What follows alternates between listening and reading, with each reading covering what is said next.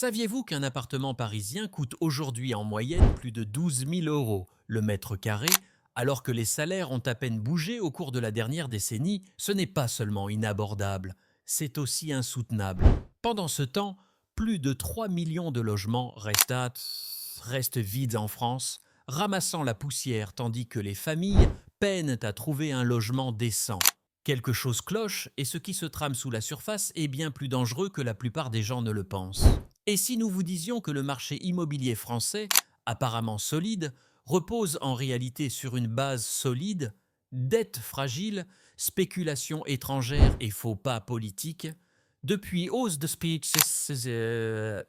prix, des prix massifs, personne ne peut expliquer à ville fantôme urbaine, créée par une mauvaise politique, les signes d'une crise du logement sont partout autour de nous, et pourtant presque personne n'en parle. Dans cette vidéo, nous exposons les 10 raisons choquantes. Pourquoi la bulle immobilière française est sur le point d'éclater? Et comment cela pourrait vous affecter? Suivez-nous jusqu'à la fin, car après avoir regardé, vous pourriez voir les panneaux en bas en bon ma télé à vendre sous un tout autre jour. Nombre 1. La flambée des prix de l'immobilier n'est pas liée au salaire.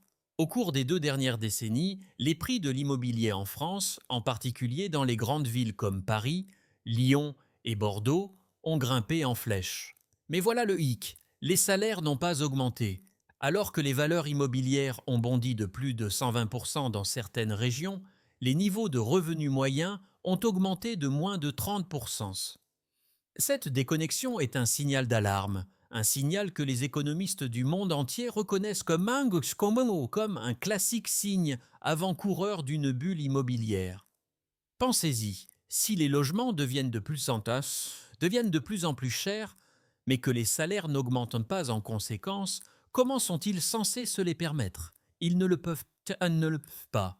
Pas sans assumer dettes excessives, allonger les prêts hypothécaires à 30 voire 35 ans ou compter sur l'argent familial. Cette situation n'est pas tenable et rend le rêve d'accession à la propriété encore plus inaccessible pour les jeunes générations. Pire encore, cet écart prix-salaire contraint les familles de la classe moyenne à des compromis périlleux.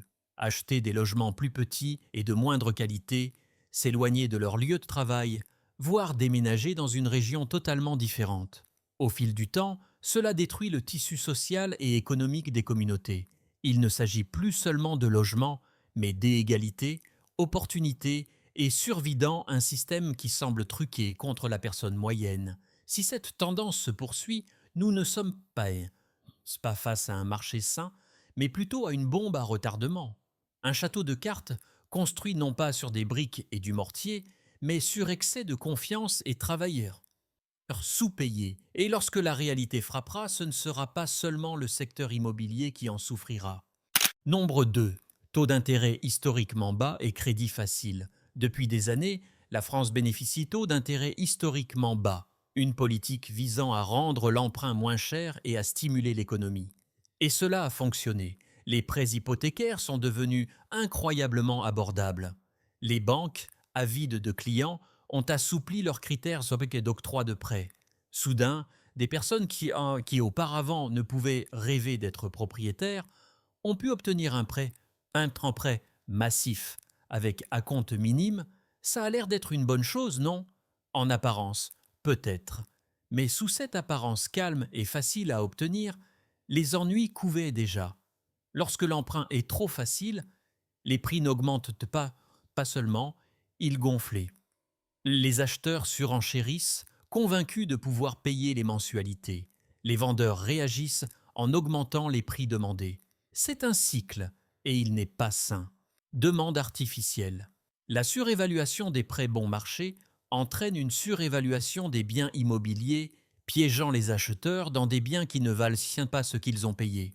Si les taux d'intérêt augmentent soudainement, ce qui a commencé, les mensualités s'envolent et de nombreux emprunteurs se retrouvent en grande difficulté.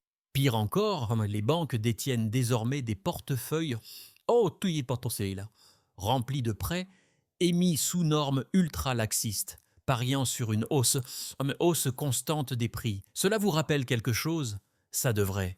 C'est l'un des facteurs clés qui ont conduit à la crise financière mondiale de 2008. Alors, que se passe-t-il lorsque la tendance s'inverse? Lorsque les taux augmentent et que la dette devient plus coûteuse, c'est alors que nous commençons à voir défaut de paiement, saisir et ventes, c'est des paniques.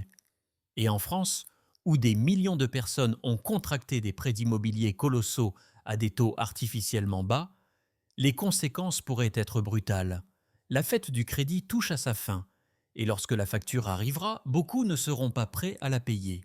Nombre 3. Dépendance excessive à l'immobilier pour l'investissement. En France, l'immobilier est plus qu'un lieu de vie, c'est une obsession culturelle et le véhicule d'investissement de référence pour des millions de personnes. Des petits acheteurs d'appartements aux riches propriétaires, la croyance selon laquelle l'immobilier monte toujours a créé une nation profondément investie, émotionnellement et financièrement, dans l'immobilier. Mais lorsque tout le monde mise sur la même chose, le risque devient énorme. Contrairement aux actions ou aux comptes d'épargne, l'immobilier est ressenti tangible et sûr. Il ne fluctue pas quotidiennement, il est bien visible dans les quartiers et semble digne de confiance. Cette illusion de sécurité incite de nombreux investisseurs français à investir tous leurs œufs dans le même panier. Des plans de retraite entiers, des héritages familiaux et des économies de toute une vie sont liés au logement, créant ainsi une économie dangereusement déséquilibrée. Ce type de dépendance excessive gonfle artificiellement la demande. Les gens n'achètent pas seulement des maisons pour y vivre, ils achètent une petite résidence pierre secondaire, appartements d'investissement et propriétés Airbnb alors que l'argent afflue sur le marché en quête de rendement, les prix grimpent au-delà des moyens des acheteurs ordinaires.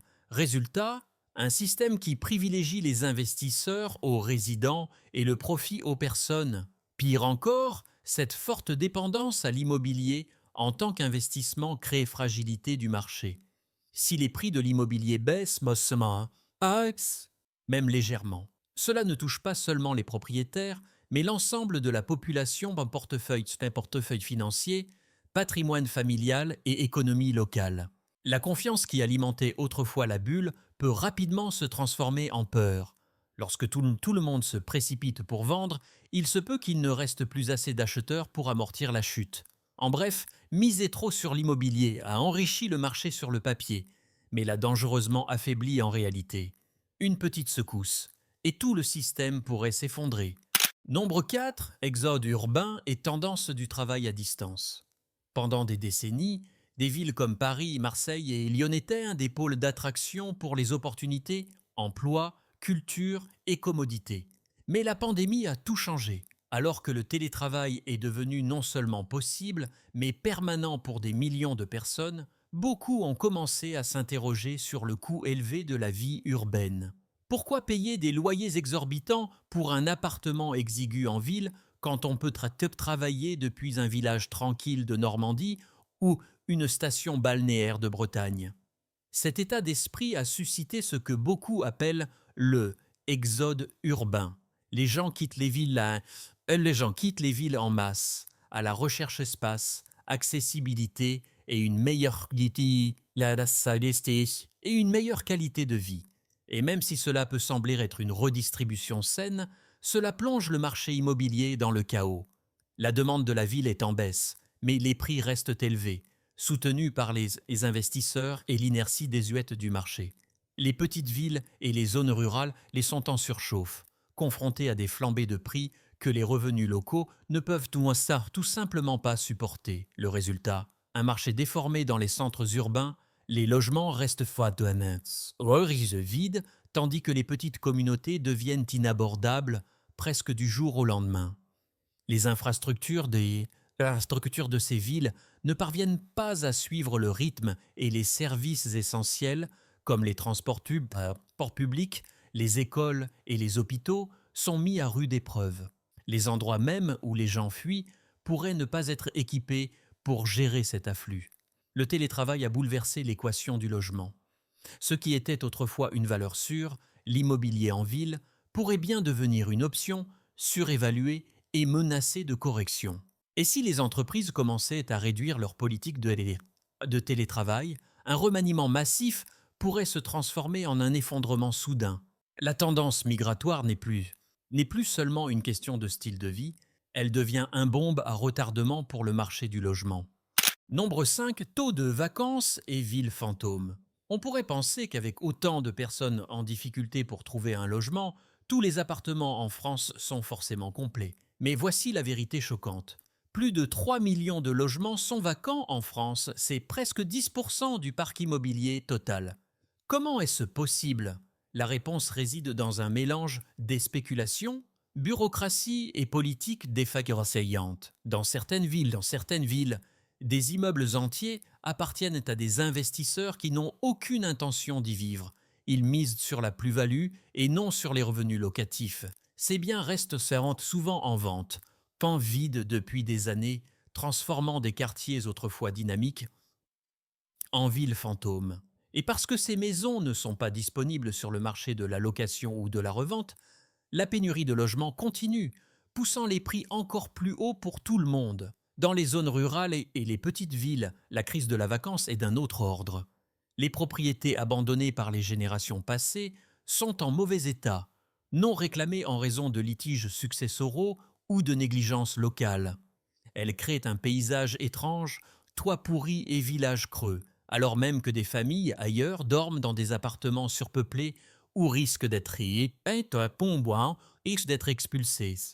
Cette vague croissante de logements vacants fausse les données immobilières. Sur le papier, l'offre semble saine, mais en pratique, ces logements sont indisponibles et invivables. Le marché immobilier est saturé de logements, mais vide. Et si les prix commençaient à chuter, ces propriétés fantômes pourraient envahir le marché d'un seul coup, accélérant encore la baisse des prix. Nous aimerions connaître votre avis. Avez-vous remarqué des logements vides dans votre quartier ou ressenti la pression des loyers élevés? Laissez un commentaire ci-dessous.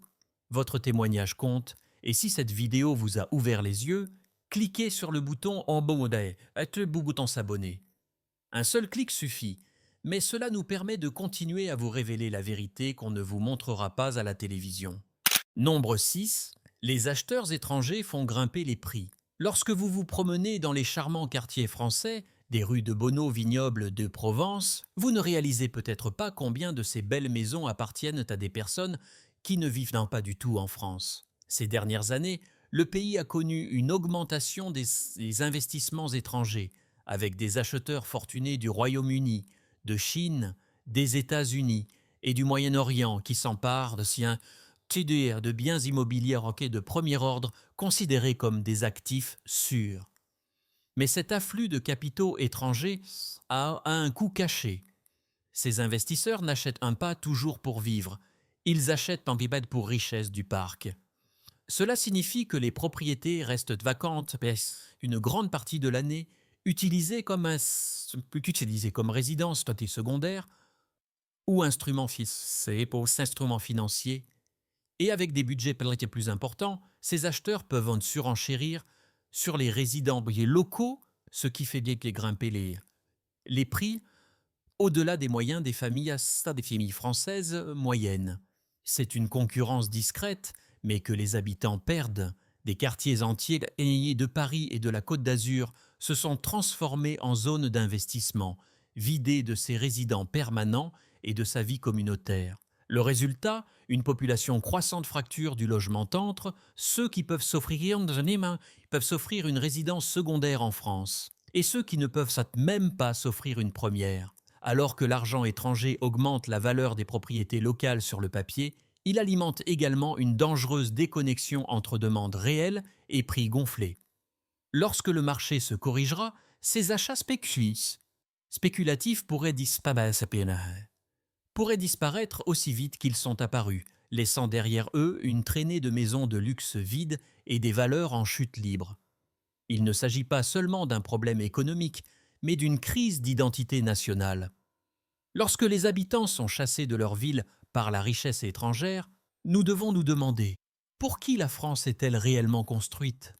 Nombre 7. Le contrôle des loyers provoque des distorsions du marché. À première vue, contrôle des loyers. Cela semble être une solution judicieuse à la crise du logement en France. En plafonnant les prix pratiqués par les propriétaires, le gouvernement espère maintenir des logements abordables pour les locataires, Mais en réalité, ces politiques créent souvent plus de problèmes qu'elles n'en résolvent, et dans certains cas, elles sont même néfastes, aggraver la pénurie de logements. Lorsque le loyer est plafonné, les propriétaires ont moins d'incitation à entretenir ou à moderniser les propriétés. Pourquoi investir dans des rénovations lorsque le potentiel de revenus est limité?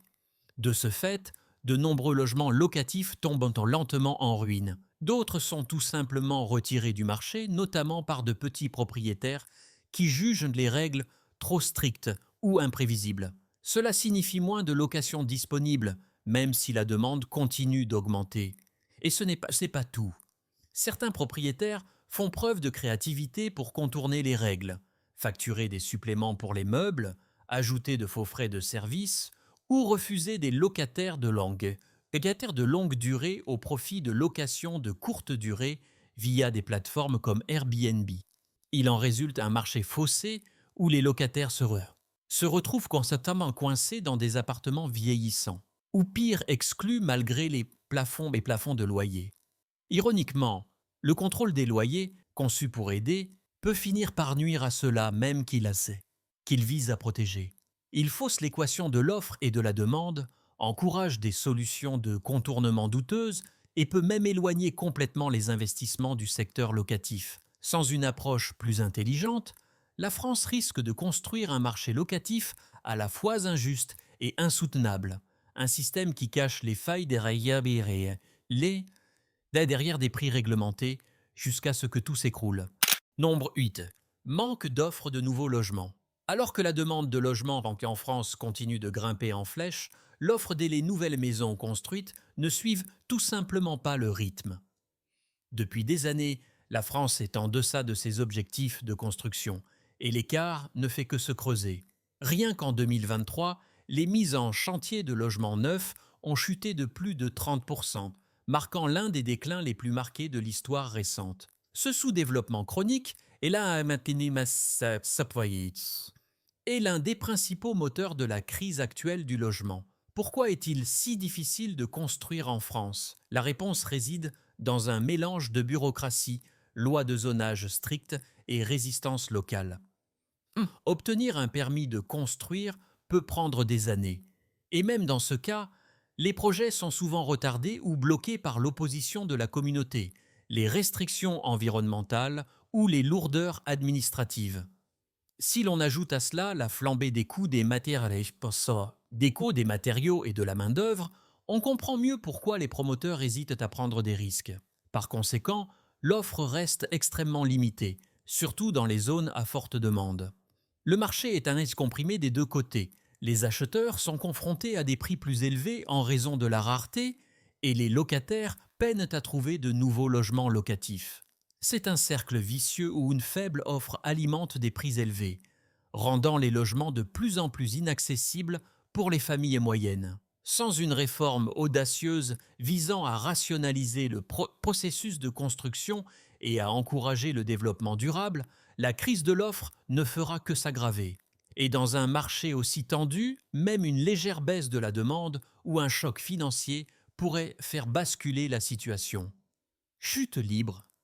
La France n'a pas seulement un problème d'accessibilité au logement, elle a aussi un problème de pénurie de logements.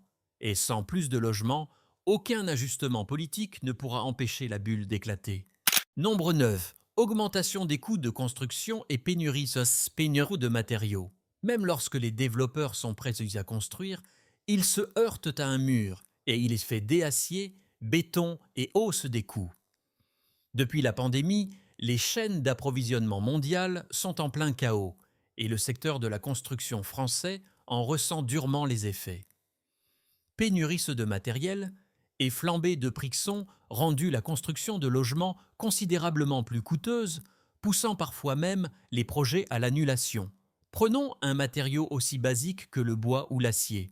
Ces dernières années, les prix ont doublé ou même triplé dans certains cas, ajoutez à cela la hausse des coûts des coûts du carburant, de la main-d'œuvre et le respect d'une réglementation toujours plus stricte, et vous obtenez la recette du désastre. De nombreux constructeurs retardent ou réduisent désormais leurs projets simplement parce qu'elles mathématiques ne tiennent plus la route. Cela ne ralentit pas seulement l'offre de logements, mais fait aussi grimper les prix des logements construits. Ce sont les acheteurs qui finissent par payer.